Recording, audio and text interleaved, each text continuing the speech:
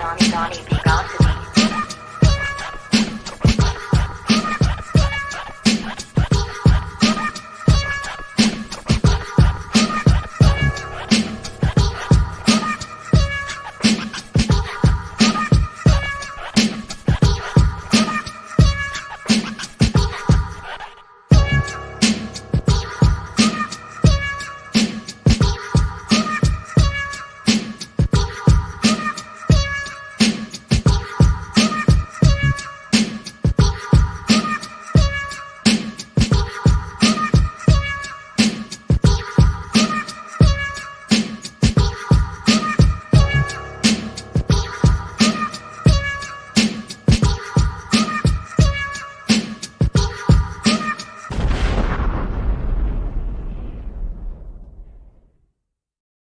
What's good, everybody? It's Donnie B, Got the Beats. You know we live on the beat, man. You know where stars collide, bro.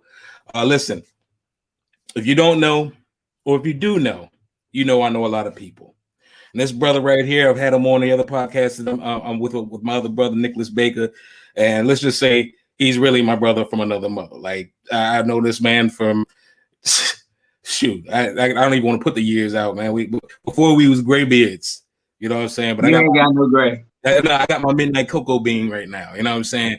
But you know, this is my man. 50 grand. Love this dude, man. I love him. Love his family, man. And he's held me down for many years. But this brother is one of the most talented people that I know.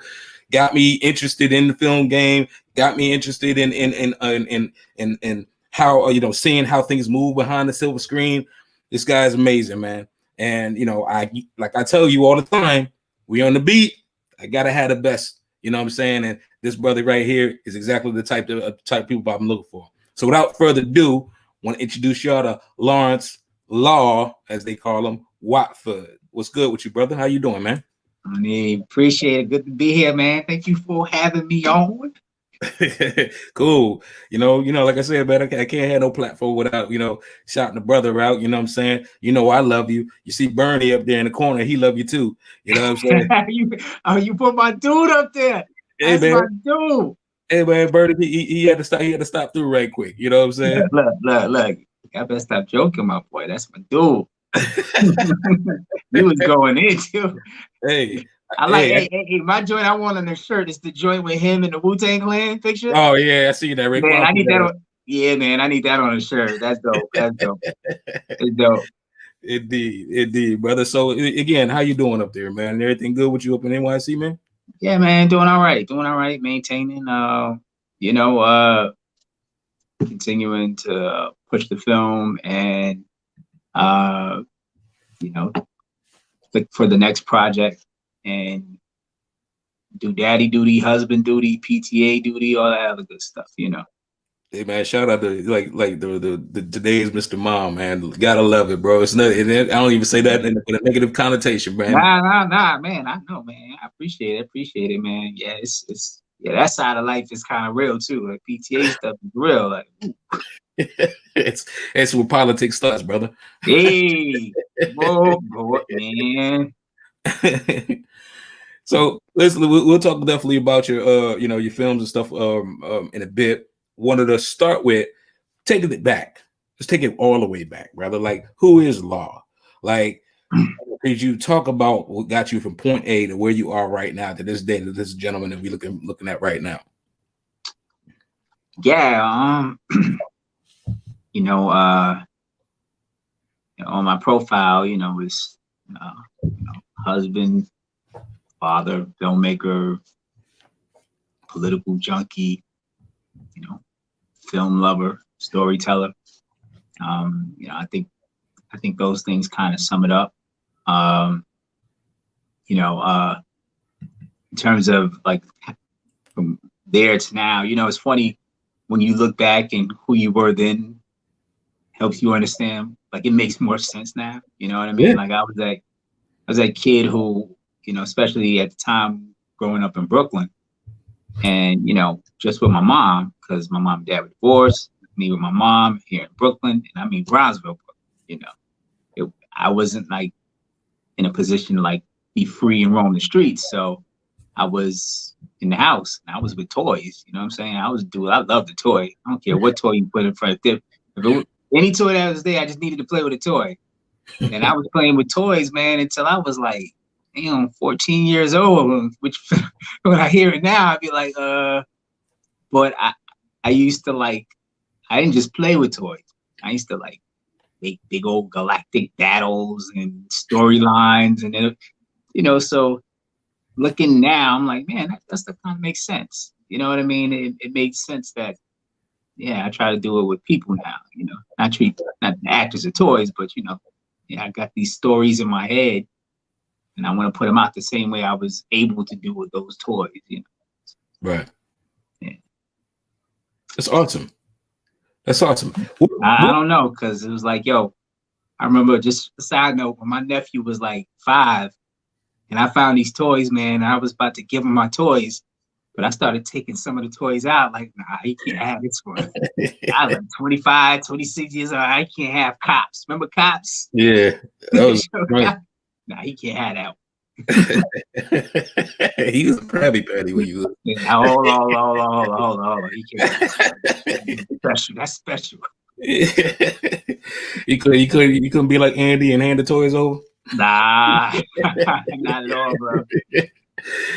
Indeed, brother. Listen. So what? I know you, and this is one of the peculiar cool things that is just like, this brother is just dope. It's just crazy. Can you explain the acronym LAW? Oh, I mean, really, those are my initials. So, my real name is Lawrence Anthony Watford, and and I just remember, like, back in 4th grade,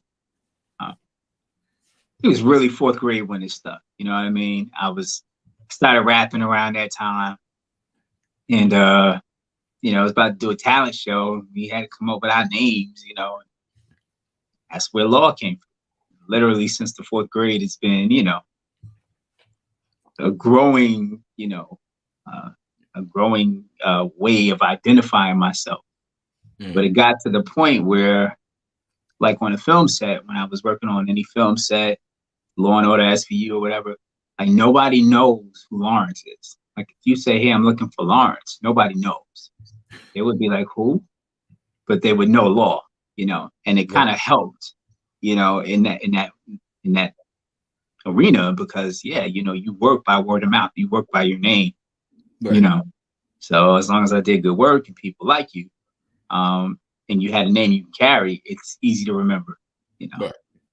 Actually, it was so important. It got to the point personally, because my wife, she calls me Law as well, because when she met me, everybody knew me as Law. And it was like shortly before we got married, man, my father-in-law was like, man, what is your real name? I was like, oh, sir. Yeah, man, but yeah, that's how it stuck. It was interesting. First of all, it does, perpetuate itself differently, especially when you worked on Law and Order, and your name is Law. Right. So, and that's again, that's one of those things. Excuse me, one of those things that keeps feeding into itself. It's awesome, but I want to speak to this real quick because you said you was a rapper, man. I still remember the day that I met you in class, and we say that I remember that we had that project, the music project. And funny, true story, I literally found that tape, the cassette tape, with you on it. Oh, what? Oh, man, yeah. gotta hear that. Yeah. I found the tape this Christmas. I went back to my mom's house, and she forced me to clean out the garage. And in there was a wealth of just crazy and old music. And I got a ton of material. Like, I got a joint with Zoc on it. You know what I mean?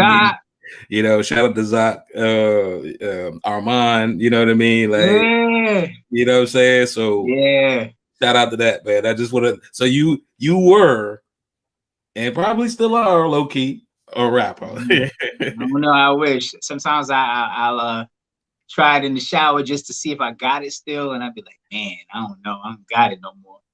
But yeah, man, I could have been somebody. I could have been a contender. Yeah, Yep. Well, guess what? You are somebody. You Law, and that's all that matters. So growing up, darn it, people like me. good enough and smart enough. But I was, So growing up, had that heat blasting up in here. I was like, ooh. oh yeah, you don't cook that, you know, you let some Z's up in there, bro. Growing up, man, can you describe what it was like growing up? Like, you know, what and I know you kind of traveled a bit, like you said, splitting time between your mom and your dad. So can you talk about the locales and what it was like for you? Yeah, I mean, early on it was Brownsville, Brooklyn, and upstate New York, Ravenna, which is about 15 miles or so from Albany. So my dad was a CO and worked in Sing Sing. And after my mom and he divorced, he went to work at Cookstocky. And if you're in New York, you know about all these prisons. Like if you know, or even if you know New York hip hop to a degree, you'll know these names: Cookstocky, Comstock, and Sing Sing. Yeah. So I mean, that's pretty much how I, you know, grew up between those two. But my brother, my older brother, who is the, you know, you got the soft brother, you got the brother who, you know, you got to be ready if you set it off. You know what I'm saying? You right. know? He was upstate. You know what I mean? Not in the prison. He was upstate with my dad. Right?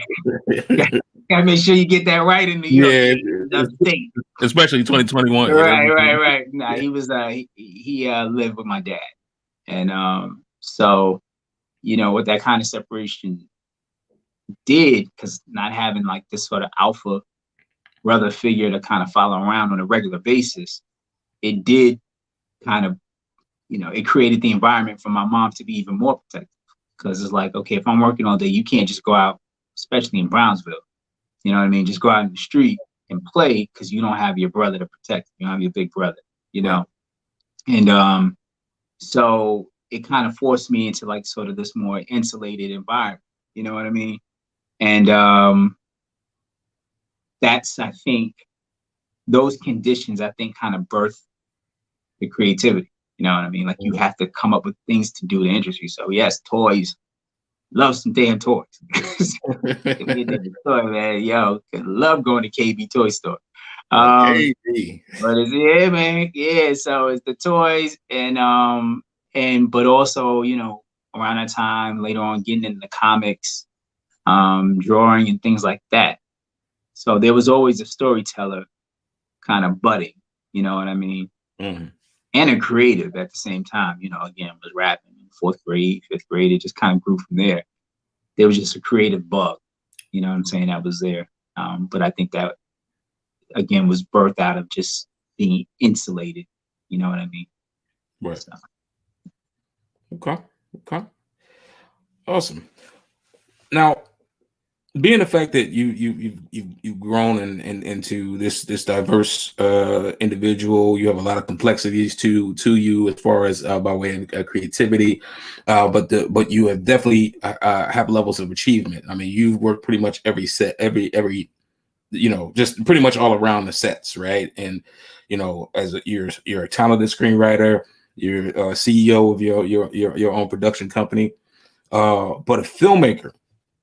A lot of people use that moniker around a lot. They throw that title around. What is a filmmaker? Like, you do it. You are in the lane. Mm-hmm. You describe for people for clarity exactly what is a filmmaker. I mean, obviously, you know, you look at it and it's like, oh, it's a person who makes films and you know what I mean? But could you expound upon that? Yeah, I mean, I think it kind of takes on different meanings. Like you said, there is the whole person who makes films, but I think generally it really kind of lends itself to a person who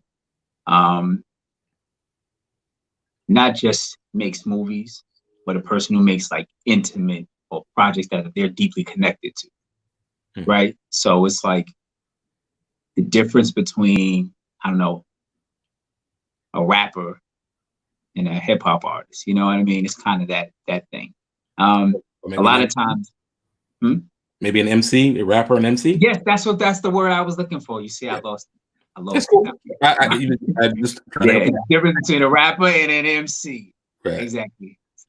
I'm gonna look back at that. You gonna joke me after that? A hip hop artist.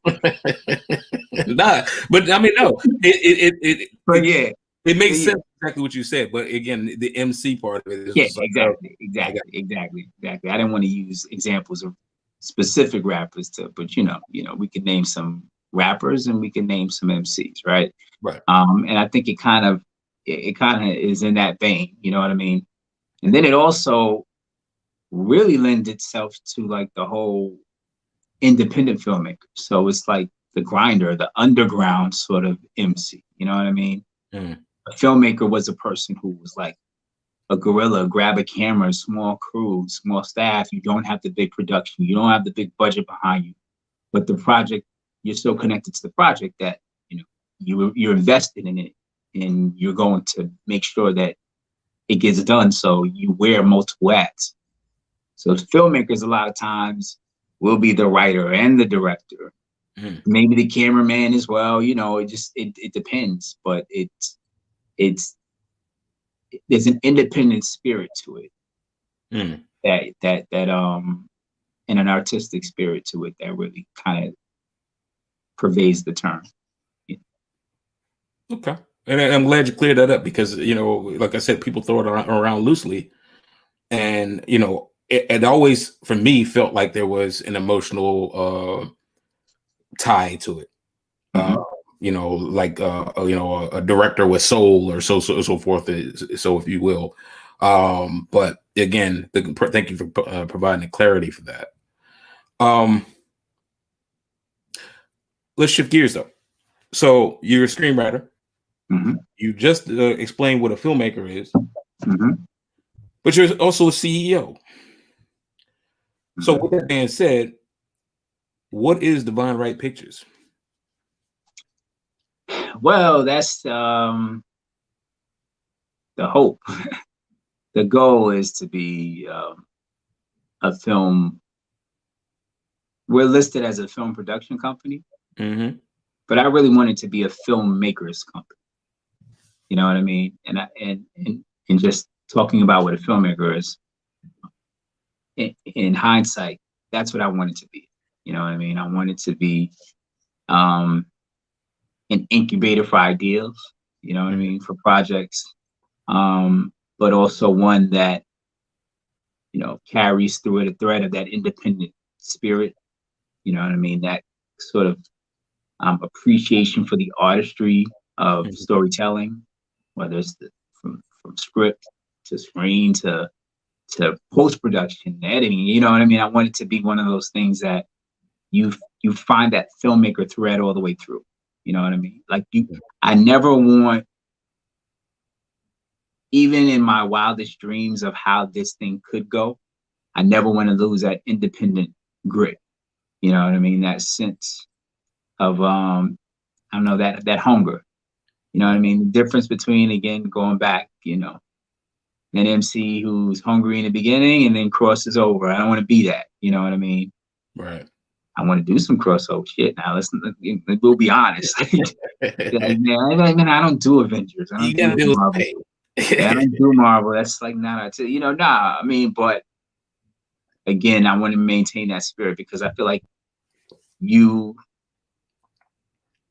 that's your signature. Like, that filmmaker, whatever filmmaker you are, you have a signature, I think, at a certain point. You know what I mean? Right. And I want to always have that signature. So I want the company, production company, to have that signature as well. I love it. And I love the name, by the way, because I remember Lawville, Lawville, the previous production company you had. And I always loved Lawville. That's why I said, to this day, I still call you Lawville. You know what I mean? But it's the parent company now. umbrellas. You see what I'm saying? But the Divine Right, love it. I love the play on the word, the play on the words, everything. It speaks. And the logo is amazing. It's dope. I'm a little bummed because I should have did the logo, but that's neither here nor there. Hey, but in fairness, I started to ask you. I actually came up with the logo. Like, I designed the logo, so I would have asked you, but I think I even thought about it. But I was like, man, I don't know about Donnie, but another logo. You know what I mean? But yeah, I had came up with the logo. I like that. That was all me. That was all me. So you can definitely improve upon it because No, it was rudimentary. It was me doing that. it's perfect though. And I love the movement where you got the thing and it's like you just type and then the little halo come over here. I was like, that was fire. Yeah. I laid that out. I went to Fiverr for that one for the animation. It's tell it is Fiverr level animation. It don't need to be a Hollywood production as long as people get the understanding. It's awesome. And again, it's awesome anyway. Just to me, the simplicity of it, the minimalism. I'm a big fan of minimalism. You know what I mean? So I love it. Appreciate it. With regard to Divine Right Pictures, you talked about it being an incubator and so forth and so on. Mm-hmm. Let's switch gears real quick. Just real, off topic, really quick. Ava DuVernay. She just received the funding, and she's been really, really pivotal in trying to help out the independent filmmaker, as is Issa Rae and a bunch of other prominent figures in Hollywood, especially Black figures. But she created a fund and what's the word I'm looking for? An entity that is responsible for specifically working with Black talent, Black crew, Black talent agency, so forth and so on. Just finding Black talent to provide them the opportunities. But what are your thoughts on that? Now, I appreciate it. I think I might have emailed because in trying to break the barrier in this industry, man, it's tough. It's tough. So whenever you do the work, you spend and invest your money, your time, your energy into a project, like we just finished, you start knocking on doors, and the doors, man, my skin is Teflon. You know what I mean? Like my skin is made out of Dangon, Wakandan, whatever the stuff. You know what I'm saying? Vibranium. You know what I mean?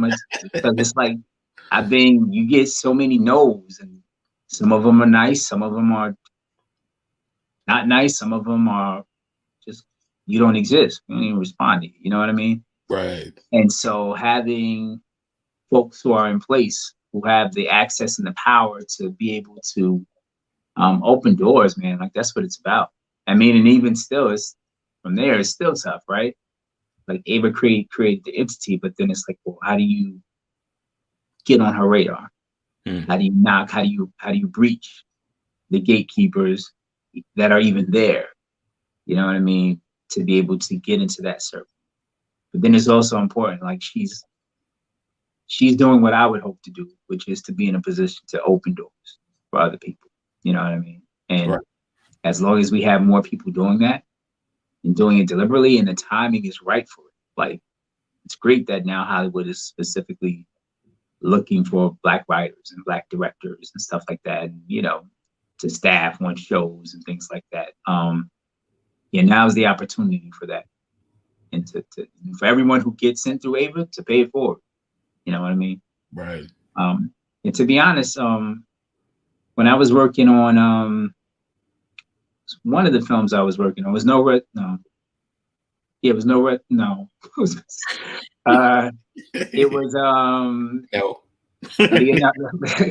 Leonardo DiCaprio. Oh man, I love this movie too. It was the Leonardo DiCaprio and Kate Winslet, and her husband directed it.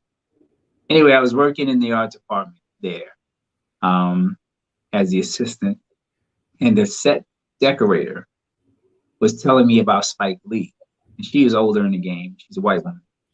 And she was explaining how Spike Lee would make anyone that he hired, who was the head of a department who's white, hire a Black apprentice to work under them so that they can learn the skill and get into the business and hopefully get into the unions, because that's the other thing.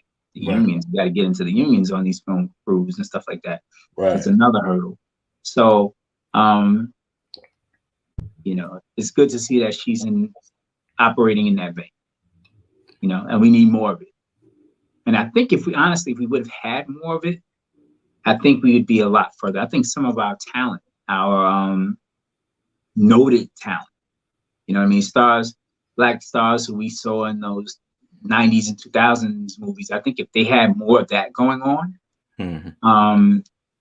even they would be further, right? Because you build people to help push you up. You know what I mean? They're coming behind you, but they're pushing you up. You know what I mean? You know.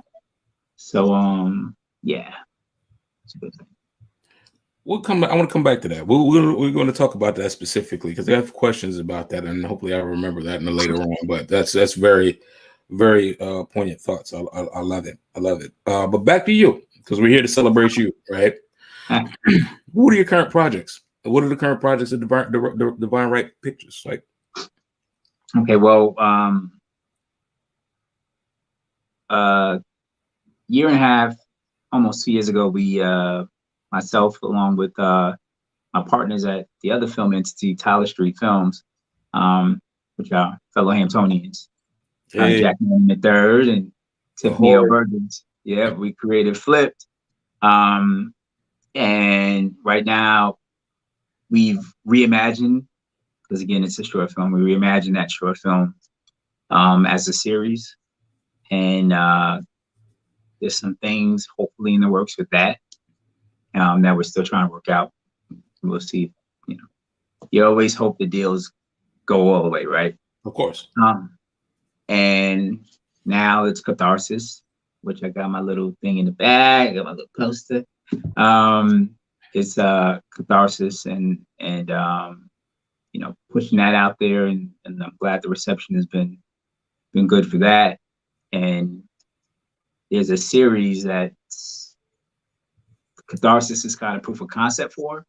That if you like the short film, you know, the series is gonna really it's gonna hit pretty hard. So right now, just looking to get those out there.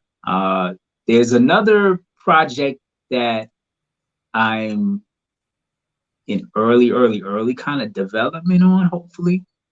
Just optioned a play, which was this award-winning off-Broadway play.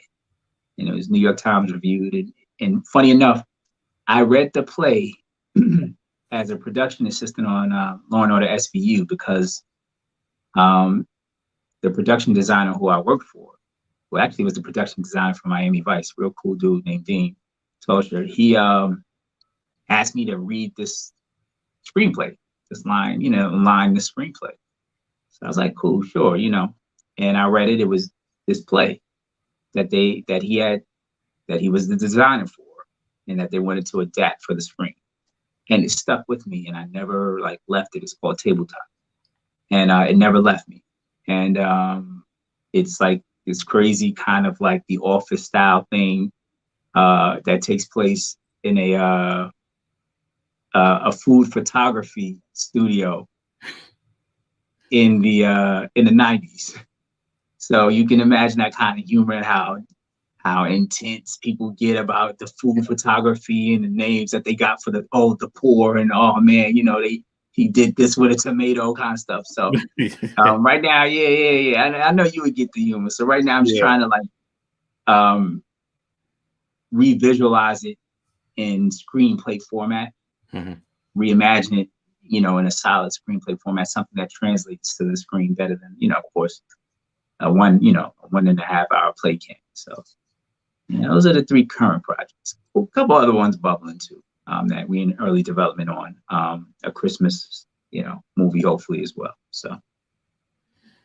Well, it's good. It's good. Definitely good to hear you are busy. I mean, I've as long as I've known you, you've been busy. So I mean, that's neither here nor there. But I mean, you know, if you're busy, that means you're working. If you're working, that means you're eating, regardless of how it's coming in. You know what I'm saying? So, this ain't the eating part yet. This is the this is the ask for the menu kind of thing. We try to ask to eat with these, but I mean, there's opportunity.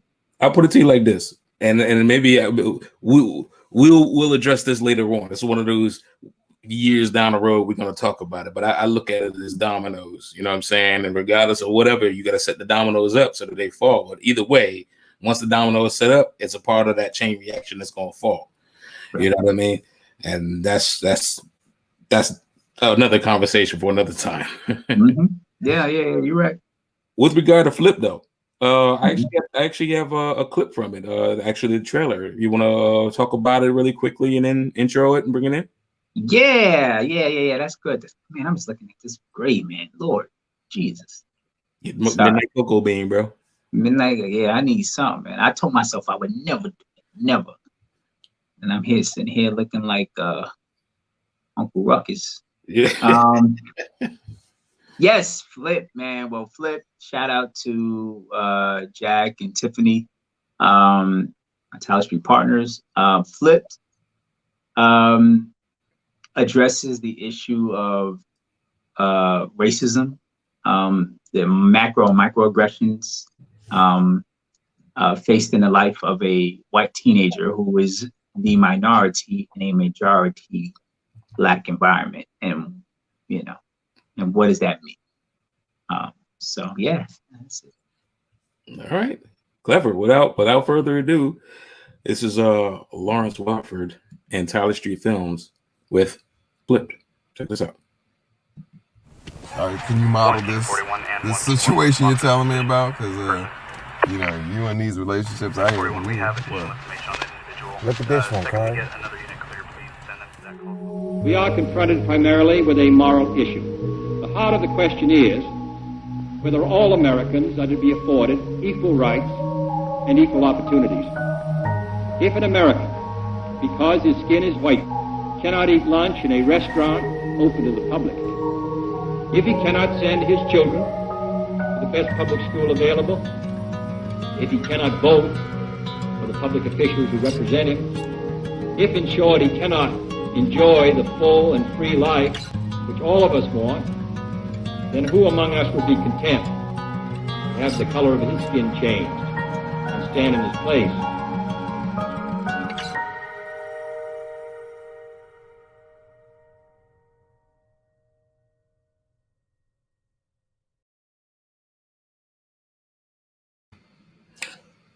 Oh, it's crazy. Now I gotta ask. You may or may not know the answer to this question. Maybe that may be another question for Jack and Tiffany, if I can get them on the show. Their logo, is that the Emancipation Oath? Okay, so that was the logo just temporarily when we made that trailer. Okay. So this is the current logo. Right. Okay.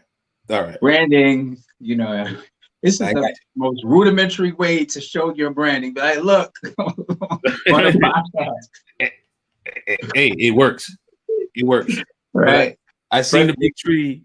Yeah. But that's what at the trailer we come up with at the time. You know what I mean? And, who knows? You know what I mean? I think that's hey, that's Hampton, man. Emancipation. Oh, that's what I was saying. I was about to be like, man, somebody nods back to the HIU, bro. Yeah. But it just piqued my interest. That's all. That But no, Flipped actually is I seen it. I thought it was awesome. So hopefully people will be tuned in. I try not to cover up the website so that people can see it. You need to check Flipped out. It's awesome. Seriously, it's a great take, especially a flip on pop culture. And to me, that's what it was. It was just a flip on pop culture, hence the name Flip. But awesome, nonetheless. Yeah, I mean, and we made sort of maybe an error in judgment. Like we had a streaming distribution kind of thing agreement going on, and so we took the film down from public view for that. And because of a couple of other things that were on the table, sort of deals that were kind of happening. And I feel like now, in light of Catharsis and the promotion we've been doing for Catharsis, I wish we would have kept it up, because I think that if you see Catharsis, like people have been like, oh yeah, I want to see Flip. And it was like, well, it's not there. You know what I mean?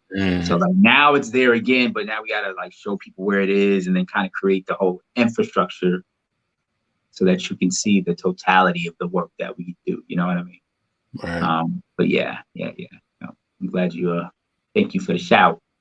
No, of course, it is what it is. I'm a fan too, not just a friend. You know what I mean? So, you know, shout out to Jack, Tiffany, you guys. Hey, I'd love you on the show for sure. But we also have a snippet. Sorry, of catharsis, man. So, can you just describe that? Want to talk about that? Bring that in as well. Yeah. So, you know, as a poli-sci student at Hampton, I was just, you know, always kind of had that activist spirit.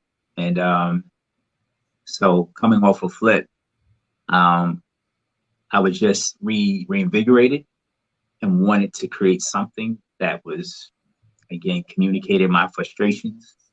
And then that was, you know, that would hopefully move the needle on conversation. So Flip addressed the overall issue of, you know, racism, you know, in its kind of everyday form. And Catharsis addresses the most tragic examples of racism, and that's police brutality and police violence. So it's the story of a mother, Black mother, who demands an audience with this ambitious district attorney that refused to prosecute the officer that's responsible for her son's death, and how she you know, goes about seeking justice. Yep, I already like it.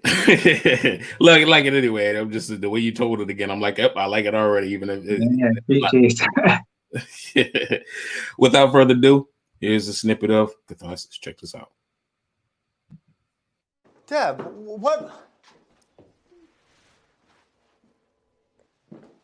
Hey, what the hell?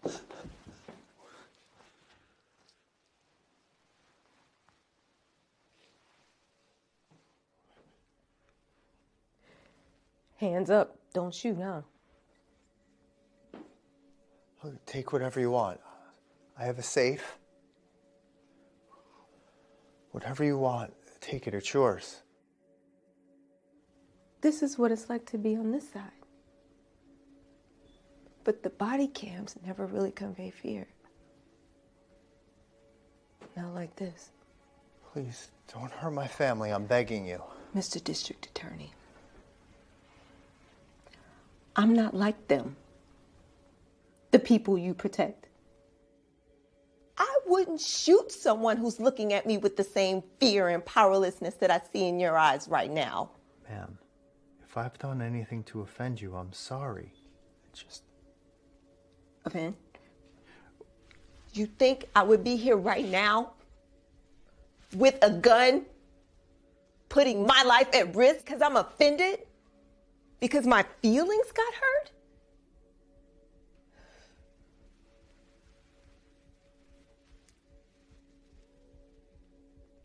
You. Get up. Get up and give your daddy that seat. It's okay, yeah. It's okay. Do what she says. Ma'am, me. Okay.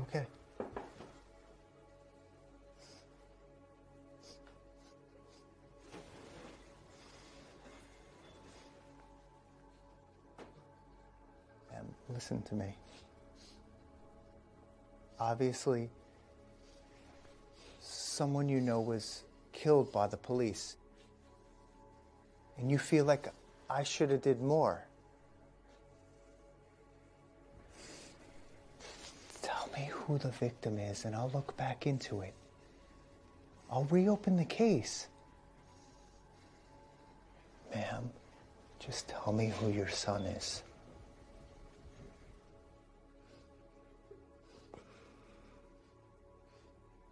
It shouldn't matter. Please. No, sir.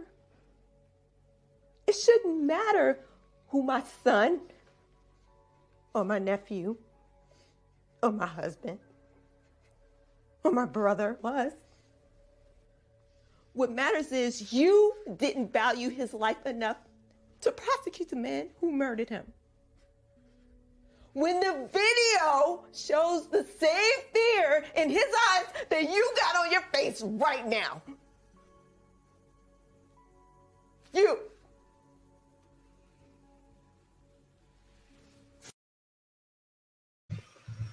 Yeah. That part. So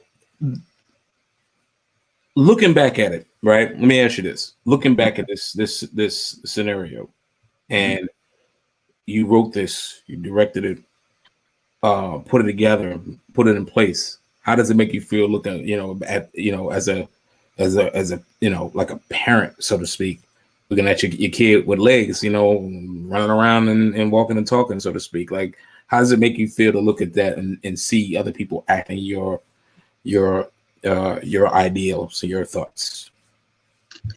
I mean, it makes me definitely proud of the team, the actors that came through, and everybody, sound people. It was a small team. It was myself, it was my homie Mario Concepcion Jackson, my DP, and Genia, who played the mom, Genia Lear Morgan.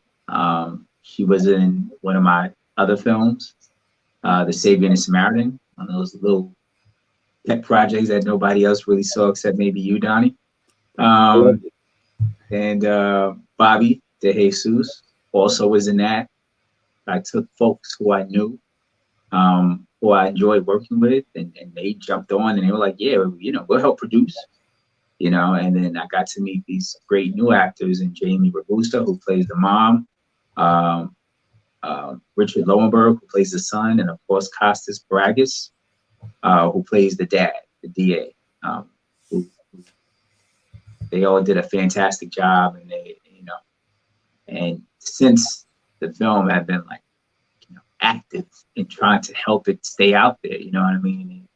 They believe in the project overall. So yeah, I'm pleased when I watch it as a parent, and I'm also nervous too.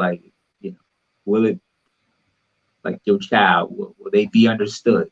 You know what I mean? Will it be understood? Will it be accepted? What could I have done better? You know what I mean? Yeah, those questions. But yeah, it's out. You know what I mean? I released it. It's at Hampton University. He's gonna live his life. You know what I mean? Do what it takes. Indeed. So. And let me segue. I'm glad you said that. I do have to shine the light on this though. The first thing the first project that I know you for, as far as breaking into the industry, right? Was A Christmas Wish, and A Christmas Wish was, for its time, dope. And it's dope now. I've seen it. My viewers haven't seen it, but you had an opportunity to work with the late great James Avery, right? Mm-hmm. And this is one of these things where it needs to be spotlighted, because if anybody knows James Avery's, Uncle Phil in Fresh Prince of Bel-Air, but his legacy is amazing. I've never heard anything negative about that man whatsoever. What was that like? I mean, it was huge, to be honest. I was in my last year of film school, right? And I was determined to leave film school with what they had called a calling card project. And having attended the American Black Film Festival a number of times, and I had noticed that a lot of the films that kind of tended to make it in had some kind of celebrity something attached, right? Whether it was behind the scenes, or on the screen, right? So I really set out to make the best student film I possibly could that didn't feel like a student film at the time. And I reached out to maybe 15, 20 people. If you name a Black actor that's 45 or older at the time, 50 or older, I reached out to I mean Denzel, I mean Fishburne, Whitaker, Terrence Howard, Bill Duke. If you name them, I'm going to check the mark, right? Mario, everyone, right? And in the end, I got a response from Bill Duke, a letter, which I actually shared, because I appreciated it. He appreciated me reaching out. It was on his stationery. Of course, he couldn't do it, projects, whatever. That's one. Philip Michael Thomas is close. Miami Vice. Yeah, Philip Michael Thomas. Like, when I say I reached out. And he actually was teaching theater at Hampton for a semester during that time, which is kind of how I reached out, right? And then there was James Avery's manager, who responded. And she was incredibly gracious. It turned out he had family in the area. And the letter that I sent was like, I poured my heart into the letter. You know what I mean? And let all these actors, all of them knew. If you read that letter, if you had a publicist, and I sent it to everybody's publicist, lawyer, manager, and agent, right? There was no way that something wouldn't get to you if you have a team who kind of knows, Right. And yeah, man, I let them know that, look, you can spend this one day and forever change the life of a young Black filmmaker. And it's true. Like that one day, because it was a one-day shoot. I mean, it's 2 days, right? Maybe 3, because you fly from LA. I started chopping them. But overall, like one-day shoot, you could change somebody's life dramatically. And James not only took the call and was willing to help, man, but when he came out, he was like just so gracious. And it wasn't in a way that was like you knew who he was. He carried himself in a way that you knew, not with ego at all, but you knew that this is a dude who understands his value. You know what I mean? Mm-hmm. But he didn't rub up in his face like, I'm here for you. Da, da, da. Now he was just like straight, like he was like teaching, like teaching the actors, teaching me, like, yeah, but hold on, look at my age and look at him, look at his race, and he's married to this he's married to this Black woman, he's white. How would you perceive blah blah blah blah blah if I start speaking to him out the blue? What might he like? He started like nuancing things like that, and it was just an important experience to have him be that gracious. You know what I mean? Right. And again, like even little life lessons, like, I was talking to him about, I took my student loan monies, $12,000 or however much I spent, 5, 6, 7, I can't remember at that point it was that. He was like, yeah, don't worry, you're young enough, you'll recover, that's what you're supposed to do. And like that stuck with me, because basically he was teaching me how to understand and appreciate and look at taking risks. Because I think a lot of times what prevents our people, Black people, from advancing is that we don't have a lot of times enough that we think we're capable of risking what we have, right? So if you don't have a lot of money, you don't have a parent who's going to be able to pump more money behind you, then you're not going to risk this $4,000 or $5,000 you have, right? Because it means a lot, you know what I mean? But if you have a sense that you'll recover, you know what I mean, that you can repair, then you take the risk. And hey, if the risk pays off, then, oh wow, you did this film and you're recognized, and that film got some recognition. So yeah, man, James was just, he was awesome. He was awesome. It was really great. And my dream, honestly, was to one day to be able to call him up, you know what I mean, or his manager, back up and say, hey, remember blah, yeah, I have this huge film coming up and I want him to play blah. And I actually have 2 screenplays where in my mind he was the character, 2 feature screenplays, right? But he was this character. Now that was always my dream, to be able to and I felt like when his passing happened, man, it just hit me, because I was like, man, I can't do that. I can't check that off. I I can't return to him and show him that I appreciate the whole intention of it. I can't pay it forward or pay it back. You know what I mean? Kind of mess with me. Yeah. Yeah. Well, I mean, it was a feat nonetheless. I mean, you know, when we were the age that we were when that happened, it was just like, this dude has Uncle Phil in his project, bro. Like, I don't even like the just the sheer craziness of it. Like, it was just like, hey, that's my guy. But he got Uncle Phil in his project. And I did like, and even still, it was like, I didn't even, it was like, oh, you know, I kind of want to do film.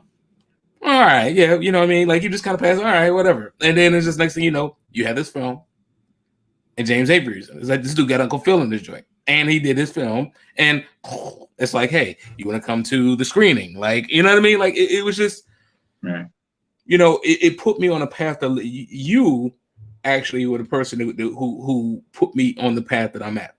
Because of that. And it was one of those things as to where it's like, you know what, just when you think nobody's watching, there's somebody watching. And so you have to stay consistent at your craft and stay consistent at your ideals, because you know, you never know where it'll take you or that person that's watching you. Yeah. You know what I mean? Yeah. So with all that being said, like I said, I just wanted to, I felt the need that we needed to touch on that. And there's one other thing I want to touch on too. And I'm way off topic right now, but I feel that these are things that definitely need to be grabbed. What is it like? Because you have experience with this and you have done this and you did it young. But what is it like for a young Black filmmaker, writer, director to go to cons and have your project at cons, at such a premier and prestigious festival? What is that like? It felt good, but it taught me how to hustle, right? Because firstly, it was a mountaintop experience. The first time I was there, it was a mountaintop experience. And I wasn't there the first year with the film. I was part of the AMPAV, American Pavilion Kodak program, right? Last year in film school. I was actually graduating that year. I had done a Christmas wish at that point, right? At least shot it at that point. I don't know if I finished. So to be there was just a mountaintop experience. Kansas is a very different, it's a very different festival. It is the pinnacle of things, and just the way I was able to maneuver there, and see what I got to see. I mean, like, I got stories about Quentin Tarantino. I mean, I was David Carradine, man, chilling with David Carradine, and just like, you know, yo, this is David Carradine. You know what I mean? This is Kill Bill, right? Yeah, of course. Quentin Tarantino was like, you know, Quentin Tarantino. This is Kill Bill. This ain't The Legend Continues Carradine. No, this is the Kill Bill David Carradine, right? Yeah. It was a mountaintop experience. The following year, having finished The Christmas Wish, I had learned about the power of, I don't want to say illusion, but of marketing, right? Because I learned that, wait a second, there's a short film corner at Cannes, and you can put your film in there, because that's the market. You're just putting it out there to sell. And if anybody wants to buy short films, they can come and look, you know. But it wasn't in competition. And I realized to a lot of folks, they say, oh, wow, your film was at Cannes. And I was like, technically it was, yes. You know what I mean? Yeah. But I got a badge. I was down in the market. I got to see more.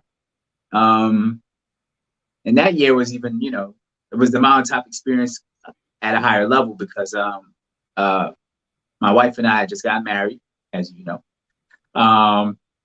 Literally days before, we honeymooned in Cannes that year, and we got to see a lot. Like, we were at the Dreamgirls junket premiere at Cannes, And, you know, Roger Ebert is just him and his wife just chilling and talking to us. And he put us in his article. You know what I mean? Like, how cool is that? And they said, hey, let me introduce you to Ian McCullen. Hey, Ian, this is Lawrence Laws. He threw the S on it. Watford and his wife. And then he turns and he's like, you know, his wife, who was black. People don't know Roger Ebert's wife was black. And I don't like, I mean, she was black. She was sister. Like, you know, you got to clarify. Like, you know what I'm saying? Like, nah, she was like, oh no. She like, yo, she remind me of somebody I know from home, like in church, right? Right. And it turns like, oh, there's Chris Tucker. Let me introduce you to Chris Tucker. Like, it was that level of stuff, man. It was awesome to be there.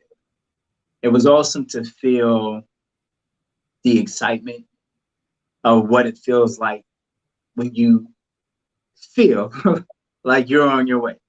Like, I'm in this circle, then that means you know. And now, years later, lots of years later, it's been 13, 14 years since I've been, you know, the next time I go, I want to go differently. I want to go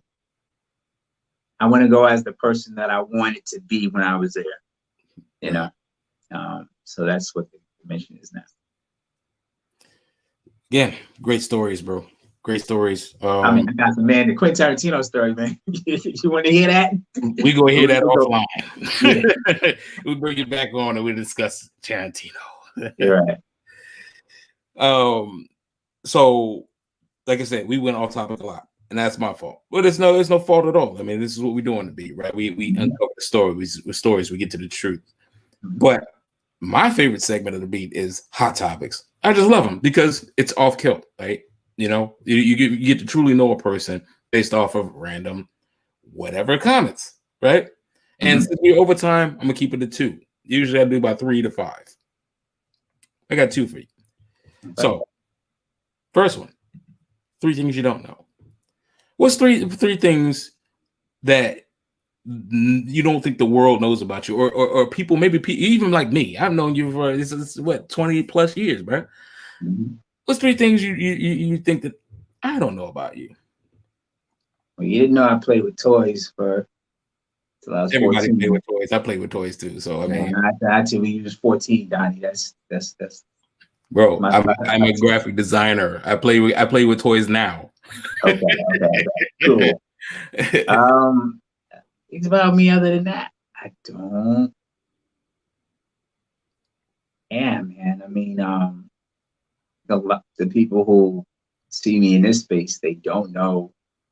Yeah, man, that I've been 3 years a PTA co-president at a elementary school in Brooklyn. I didn't know you was the co-president. Yeah. PTA co-president. Shout out to PS20. Okay. And the parents there, school administration. That's one thing. Okay. I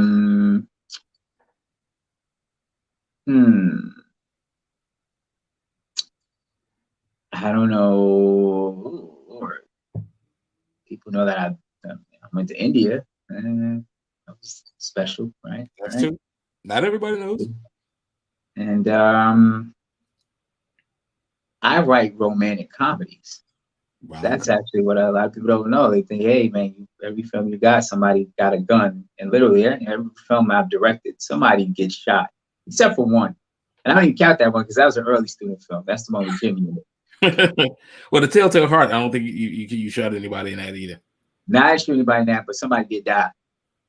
Very good point. Which I gotta resurface too, man. I mean, that was a student film too, but man, I kind of like. I loved artistically what I was trying to do with that. I'm gonna put that out for Black History. I'm gonna find it. No, it was dope. Absolutely, you should absolutely. But you got through 3 things. Yay! All right, last hot topic question. Okay. Netflix what? So Netflix what is basically what, you know, especially this should be easy for you since we are all been constrained due to COVID. What are you watching? Like what do you suggest is like the things on your radar right now that's popping that you like, yo, you gotta see this. And it doesn't have to be Netflix. It could be, anything, but it has to be a movie or a TV show. So go ahead. And you can say a list of them. Okay, so P-Valley. P-Valley. If you haven't seen it, P-Valley surprised me because I just didn't think I was going to be into it. One of the characters in the show was in Flip, Skylar Joy. So she's the white girl who's on P-Valley. Gidget is her character. So I said, well, let me support. And yeah, that show really hit. You know what I mean? The acting, the characters, but the talent. I mean, all of it is really good. So that's one. Okay. I was late, so I don't even know if I should say this, but I was really late to Lovecraft Country and literally just finished it like 5 days ago. But I was loving that. I think from there, movie-wise, you know what I think? Tijuana Jackson.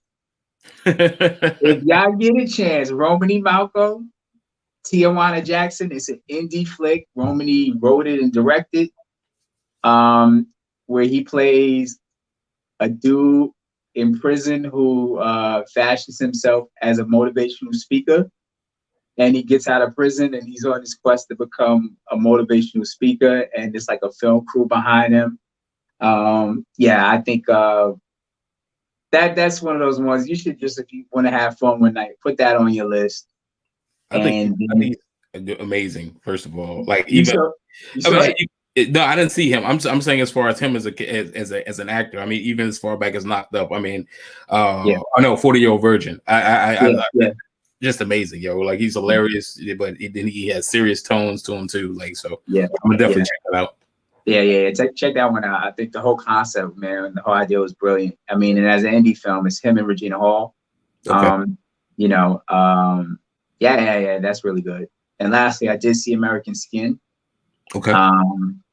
Which I had to because it's very much in the vein of catharsis. So I wanted to kind of see, what Nate Parker did with that. Mm-hmm. I think it's a really good movie. It ain't perfect. So you definitely hear, some criticism. I think the criticism, man, was like super harsh. Like the film is definitely worth seeing, if only for the conversation, but the acting, the storyline, the whole overall scope of the film is good. The one thing that I would say is a legitimate critique is what I also find as a critique in John Q, which is when you have the folks in the room and they start actually talking politics, and it's the political points going around, and that takes away, I think, from the driving tension. But outside of that, you're wondering, okay, what's going to happen, and that's what makes a good film, right? I mean, you're like, what's going to happen next? Oh shoot, what's going to happen? Oh shoot, he about to. Oh, he didn't. So that's my thing. Okay. A formidable list. I definitely would check that one that you were talking about, though, the Romany Malcolm one for sure. Tijuana Jackson. So you made it through Hot Topics. Awesome. Now, back to you, and so we can get you up out of here. A few more questions. What's the temperature in NYC? Not literal temperature, but like, as far as dude, you're in the media capital of the world, bro. Like I'm in Hollywood.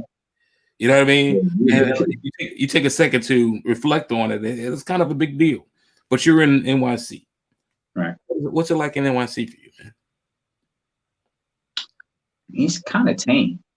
Like the entertainment industry out here is really interesting. It's a tough nut to crack because while LA is noted for being a place where everybody wants to know what you do before they know who you are, in New York, you don't have that problem because it's a ghost town in terms of the industry, right? You don't know who anybody is unless you happen to be on the film. And if you're on a film, the film sets, they work differently.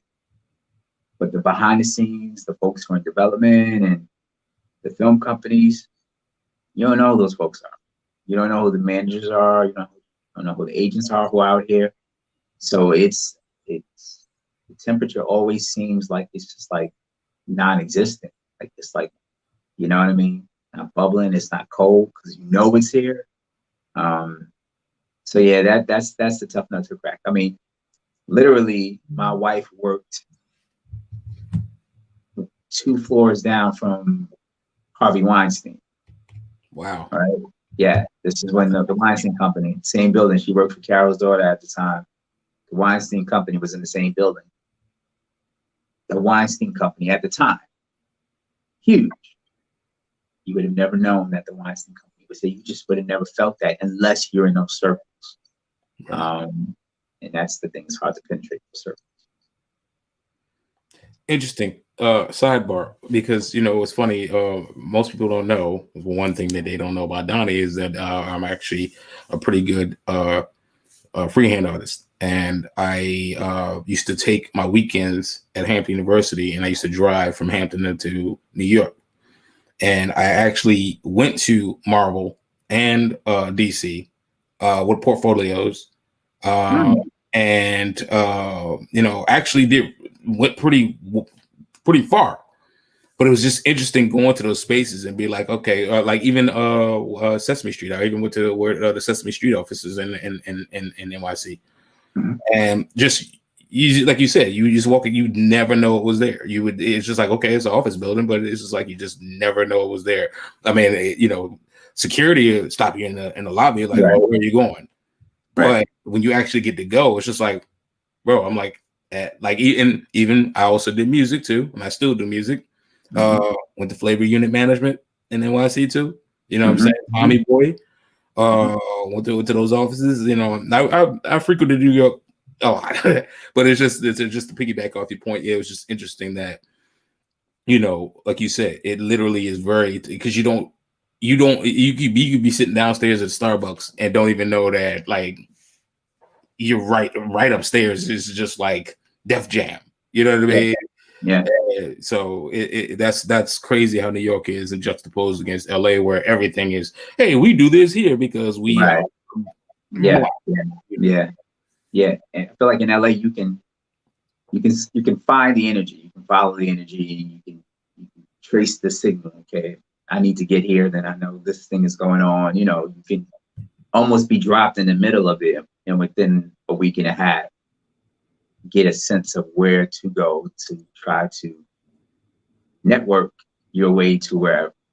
New York is like, the networking things are horrible, because anytime somebody's like a filmmaker network event, it's the wackest thing because it's everybody who's just like you. So I mean, it's good if you're looking for a lateral, a lot of times thing. But what they're trying to sell you is that it's this whole industry event, and we all hungry. We trying to like say, okay, well, who's there to kind of like So it's what it is. Crazy. Love New York though, the honesty. Fair. I love LA. So I was almost in New York, as you know. But Yes. I love LA. What's your thoughts on COVID? I know New York was a hot spot too. What's your thoughts on it? How it's being handled? What so forth so. And COVID is a beast. Man. And I don't know if every single death that's affected me, not necessarily directly my family, but friends who have family members, over the past year and a half, can be attributed to COVID. But the amount, the sheer gravity of the loss and how close it is, like literally within my school community, right? Literally yesterday, I realized 3 people had parents pass. That's in my immediate school. It's a small school too, right? We're talking about like, 500 kids, right? 3 people had parents pass, you know what I mean? And then before that, you're looking online and you'll scroll down and you'll see, oh man, COVID got my dad. Or, oh man, my uncle rested. And I wonder what that collective, like for me, honestly, as just a writer, and the way my mind works, it has had me really preoccupied with death, like literally with death. My death, the death of family members. What is it like to die? What is it like to know that you're approaching death? You know what I mean? It's really kind of got me like buzzed out. That said, I think there's an education in it as well. You know what I mean? If we can like learn the lessons, I feel like it's put things in perspective. Hopefully, you know, family, friendships, health, you know, racism definitely is put, you know, racism, I think, in the forefront in the disparities that we face. So yeah, it's a beast. Really quick, do you have anything to say to people who feel that COVID is a hoax? Yeah, I think you're kind of nuts. Now I'm a writer, right? So if you tell me COVID is a hoax, I think you're nuts. If you tell me COVID was man-made, I'm like, I won't fight you there. Because I'm like, wait a second, something that does all of this. Now, I give myself lots of leeway to say these things because I am a writer. My mind needs to think this way. Right. And my mind needs to imagine that if there's a virus out there that seems to be able to attack anything that's wrong with you and exacerbate it, right? You got diabetes, COVID-related diabetes. You got this, COVID-related this, right? And I'm like, man, that's either an ingenious alien threat, you know what I mean? Or, you know, maybe it's a biological weapon, and we can't act like those things don't exist, right? Like we can't act like there's no country who has we have biological weapons, right? Like, let's be, you know. So, but yeah, if you say that it's a hoax, you're crazy. If you want to go ahead and imagine how the hoax, I mean, how the reality of it came to be, I'm with you there. I'll ride for the story. You know, you write the screenplay. You know, I'll read it. I read it. I actually got a screenplay too that I need to probably get on and write with that too. So, indeed, that's awesome, and it's funny that you say that because what I having a conversation with some random people, and you know, my belief is if it has a name, it was engineered. Mm-hmm. Right. Somebody had to have known about it in order to name it. And I literally was speaking to somebody at a couple months ago, just at a friend of mine. He got engaged and he had an engagement party, and just a dude I had never met before, but he was at the engagement party, and literally we got to talk about COVID. And his opening statement was, "I wonder who's on the board for the COVID." And when he said that, I was like, bro, like, I know COVID, I got to shake your hand or whatever, because like I never even, just you saying that alone, so many light bulbs went off. You know what I mean? So, but that's neither here nor there, right? But definitely, thank you for your opinion on that. As far as that's concerned, politics as usual. We just recently experienced on the 1/6 we had the Capitol attack, but we just had our inauguration. We have Joe Biden finally made it. We made it. We finally got him there, and Kamala, shout out, aka HBCU sister. What's your thoughts?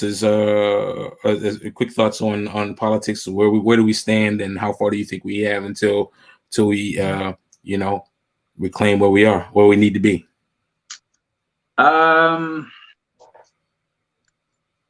Yeah, I want to be hopeful, right? I definitely am glad we're not where we were a couple days ago. I do not anticipate the division that was sown kind of going away easily.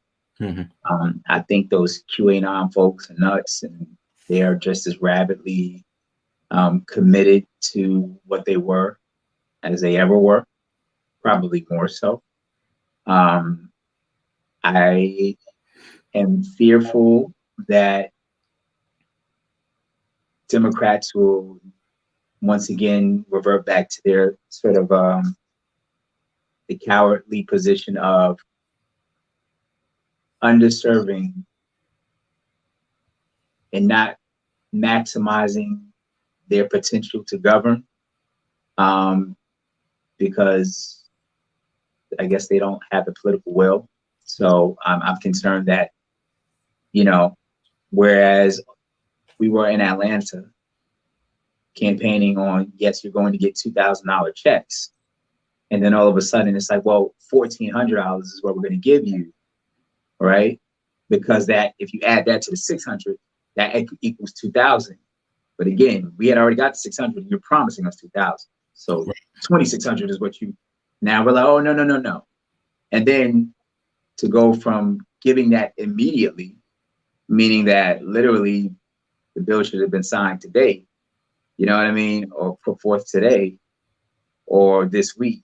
Now they're projecting sometime in March before they unveil the package, the relief package, right? So again, that is frustrating because again, you know, no secret, everybody knows me knows I'm a Bernie bro, proud of it, because I believe and I want action, right? I don't want people who are going to tell me, well, we're not ready because we don't think we can get Republican votes. You control the Senate, you control the House, you control the executive. You can use budgetary means to move things, or you can request and put forth a clean budget just for the checks, right? And leave all the other stuff out because that's what you campaigned on. And then now you're backing away from it. You know what I mean? You know, I'm worried that we'll see 4 years of promising, you know, this sweeping student loan relief. And when the Senate is promising $50,000, the executive is like, oh, we give you 10. When you singularly as an executive have the power to write off all of it, you know? Right. So that's where I'm. We hope to have you on the back on Tuflu West because you're no stranger to Tuflu West. We have a lot to talk about with regard to the politics in general. So I'm going to save my commentary for that. But I definitely appreciate your perspective. It's definitely, especially a strong brother who has political insight and the knowledge to be able to back that up. So I'm just go ahead and defer that one over to Tuflu West. Wrapping up, advice for aspiring talent, people that are aspiring to be a filmmaker or a screenwriter or a CEO of a film production company, or even just to want to get into the industry or start working on sets like SVU or the New World or some of the things that you've done. What advice do you have for the aspiring talent? Number one, think outside the box. You know, how I got my first actual film job was on the New World. I went through hell researching to find out where this production office was, which was, they were shooting in Virginia and Gloucester, right, which is not too far from Hampton. Right.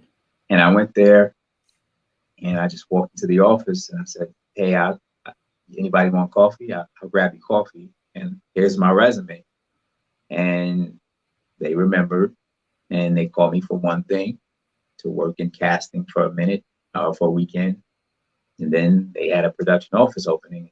I got that job. So thinking outside the box helped. From there, I would say you have to take risks. Again, you have to be willing to bet on yourself. That was the advice that James Avery gave me, right? You got to take risks and know you can recover. And not stupid risks, you know what I mean? But take risk and know you can recover. And lastly, I would say, because I'm on that same path, right? Like, I'm not who I want to be.